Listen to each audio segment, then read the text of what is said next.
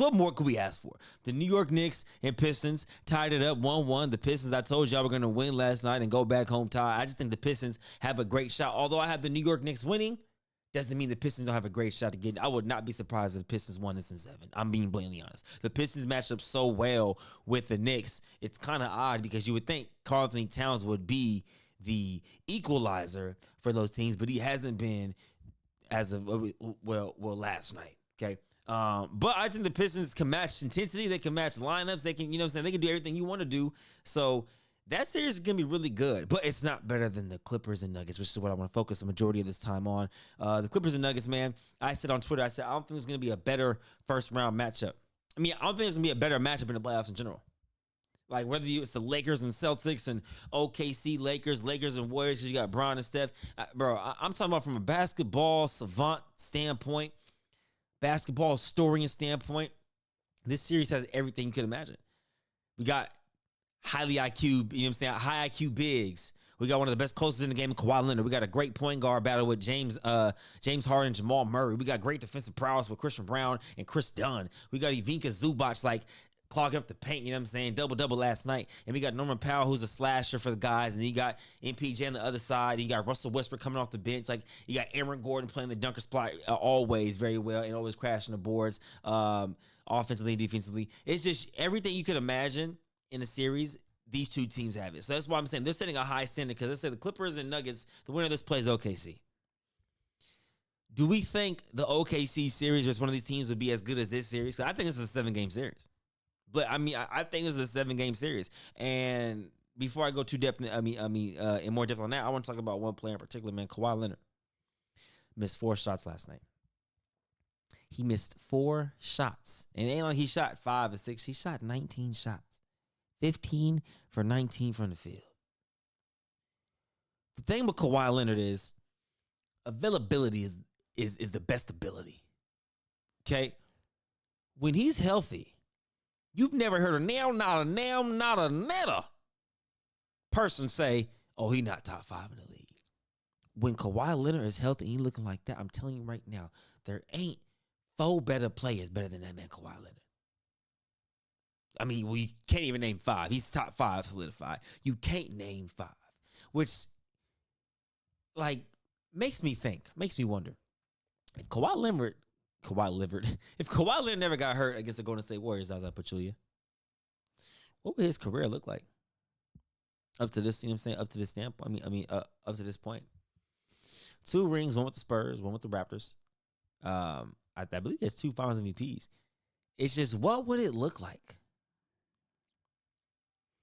We don't know that, and that's the guessing game you play, with the Brandon Roys, the Tracy McGrady's, the Grant Hills, the Iversons, if he took care of his body more, longevity-wise, and Derrick Rose. But it's with Kawhi Leonard, we have those, man, what if? But then he's still doing it at a high level, though.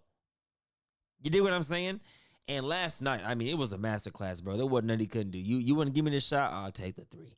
You want to run me off the 3-point line? I'll do 1 dribble pull up. You want to run me a 3-point line to be on my back while I put you in jail? I'll attack the rack. You know what I'm saying? He was doing everything you could imagine. And for James Harden, it got to a point where at the end of the game, they put James Harden off the ball, and they ran a lot of Kawhi Leonard. Top of the key. They ran a lot of Norman Powell. They ran a lot of you know what I'm saying? So it was weird seeing James Harden be off the ball, but Denver was blitzing. They're blitzing. So putting a shooter in James Harden in the corner, it kind of helps you because if you have James Harden in the right corner and I'm going pick and roll left, right? Even if you blitz it and I hit a short roll guy, the tag guy is going to be from James Harden. So it's low-key genius because now I'm driving. If the tag guy helps, I got James Harden in the corner. Strong side helps, I got Norman Powell in the corner. You know what I'm saying? So it's low-key, even though James Harden was off the ball, he didn't have the greatest game in terms of just the eye test, in my personal opinion. He had 18 and 7 on the stat sheet, but it's when you watch the game, James looked a little out of it. 4 turnovers. But when they put him off the ball and they put him on the corner side, I was like, man, that's kind of smart. This is what I thought. Maybe you guys saw something different, but I was thinking when they went away or pick and roll away from the side of James Harden, so the tag guy has to help, it kind of puts them in a position where they're like, dang, do I tag off James or do I? You know what I'm saying? So it made them. It's chess. We're gonna see an adjustment at Game 3. Now every single game is gonna be adjustments, unless it goes Game 7. By Game 7, you have every game plan you can imagine. You've seen every coverage with the team. You've seen all the lineups. Now it's who wants to win a game. All game plans go to win on Game 7. But going into Game 3, going to LA, it's gonna be huge because it's a big game of adjustments. With the Nuggets, I mean, Jokic played phenomenal, bro. I mean, Jokic did what Jokic just does. I mean, you know what I'm saying? Like, triple-double, 26, 11, and 10. Very efficient. But my thing is this, though. With the Nuggets, Nikola, yes, is asked to do a lot. Yes, he is. But what was really alarming to me, it was not even the fact that he had 7 turnovers. It was the kind of turnovers he was having. It was almost as if he was out of sorts, and it was really weird. He was throwing the ball out of bounds over a guy's head, like just making the wrong reads.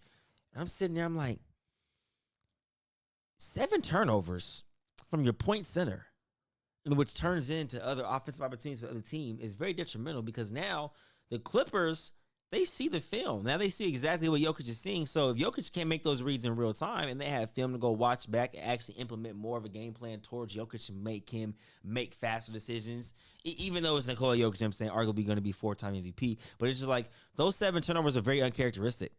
Now, I know they're going to correct those in Game 3. I firmly believe he'll be fine with that. I'm not worried about that. But that was really like, wow, 7 turnovers? Interesting. Jamal Murray, man. Jamal Murray looking like Jamal Murray, bro. Michael Porter Jr. finally looked engaged, which I don't understand how you can be disengaged in the NBA playoffs. Like, you're an NBA champ, and you don't look engaged in Game 1? How does that even happen? Aaron Gordon, the reason why I love this fit for Aaron Gordon, bro, is because if you watch him in Orlando compared to now, 2 totally different roles. And that's the hard part about the NBA, man. A lot of the guys don't want to accept their roles in the NBA. They want to be the same guy that they were in college or in high school, and it doesn't work that way. Aaron Gordon fully accepted that role, and he's been very dominant in his role, bro. Like, if you go watch Orlando Magic Aaron Gordon and go watch Denver Nugget Aaron Gordon, it's a night and day player. If you go watch Archbishop Mitty Aaron Gordon to now, you can kind of see, like, dang, he took, like, a backseat as a lotto pick. He was top 5 in the nation in high school. The guy in college gets to the NBA, doesn't necessarily pan out according to his play style, finds a freaking beautiful role with the Nuggets. And I think he's going to be a Nugget for a while. I don't see how you trade a guy like that, man. He's so freaking important to that team. Russell Westbrook, same thing, man. I think off the bench, him coming off the bench is huge. It might be an ego shot to some guys because he's all NBA, he's all-star, he's MVP, missed a triple-double. But to come off the bench, even this, on the latter half of your career is very, it's very, like, respectable. You know what I mean? It's commendable as a man, for sure. So, going back to the Clipper side, though, I think one thing that they found in Game 2 that they did in Game 1 was really nothing. It was overtime. This is like almost the exact same game. Could have went to overtime, and then they had 2 shots to send it to OT. I believe Christian Brown shot it off glass, all glass. Get the old board. Jokic shoots it off, all glass, back to back. Buzzer sounds, no OT. Couldn't believe it. I honestly couldn't believe it. But yeah, my synopsis of this series is this, man. I think the Clippers have enough to get it done. And then they'll run into a different matchup in OKC because OKC, boy, them mother suckers defend. But an all-world-class performance by Kawhi Leonard. Once again, I want to say, absolutely phenomenal. When Kawhi is playing in the playoffs, man, that's when playoff basketball is back. Now, quick synopsis on the New York Knicks and the Detroit Pistons game. It was really odd because early, Cade Cunningham had 4 turnovers in the first quarter. Finished the game with 5. But for him to have 4 turnovers in the first quarter set the president like, oh my gosh. Not the president, the presidents. Like, it's going to be a long game for him. He came back in that second quarter. I mean, he was still killing even with the 4 turnovers. I mean, he was scoring at a high rate in that first quarter. I believe he had about 8 or 10 points in the first quarter. But 33, 12, and 3, you know what I'm saying? He 12 rebounds.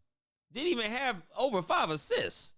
But he was attacking the glass, which means if I'm attacking the glass and I'm getting rebounds, I can start the break without having to call for it from the big man. So that changes the game too when you're able to get the ball and get on the break without having to be the reciprocator or receive a pass from your big man on the defensive rebound. But Jalen Brunson, 37 points. Damon had 40.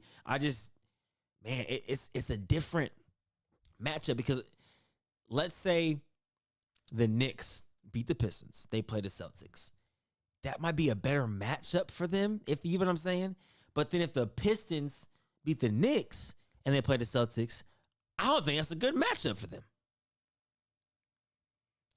Basketball's a game of matchups. I literally think the Pistons can win this, but then they'll play the Celtics in the second round, and it just won't look, it just won't go the way. But then the Knicks, I feel have a better chance than the Pistons against the Celtics. So, yeah, I don't know. That series is going to be interesting going into Game 3. I really like the way Kate Cunningham came onto the scene. But, I mean, their whole program did a 180, dude. I mean, man, you got to think. The last time the Detroit Pistons were in the playoffs, I want to say it might have been Blake Griffin, Andre Drummond. I think Stanley Johnson was gone at the time, if my memory strikes correctly. But, like, they were doo-doo meat. But you have Malik Beasley coming off the bench. Malik Beasley, by the way, played terrible last night. I'm going to keep it 100 with you. I'm going to keep it 100 with you. Stat-wise, he played terrible. But he was still effective because you have to guard him. You have to honor the shot. So he's able to occupy the defense in a certain way. But for the New York Knicks, man, Josh Hart, 10 points, 5 rebounds, 5 assists, 7 rebounds. It's not bad, but he played 40 minutes. Low key, you need Josh Hart in that 13 to 15 points per game for this team. Just because there's some inconsistencies. OG and Anunoby too, like 40% from the field, 0 for 4 from 3. Jalen Brunson, 6 turnovers. Turnovers matter. Turnovers matter at every level. I don't care if you're getting paid millions of dollars. Turnovers matter. It's a part of the game. I get it. But if you can't take care of the ball and you're letting your opposing team get more offensive opportunities down the floor, like, it's hard to really win that way, man. And Karl Anthony Towns, but I'm going to keep it 100 with you, man. You can't have a game where you have 10 and 6. You cannot have a game. This is accountability all 2025, where you have 10 points and 6 rebounds with no assists in 33 minutes. The hell are you doing? I get off nights, but you can have more than 6 boards. You can have more than 0 free throws. That's about being aggressive.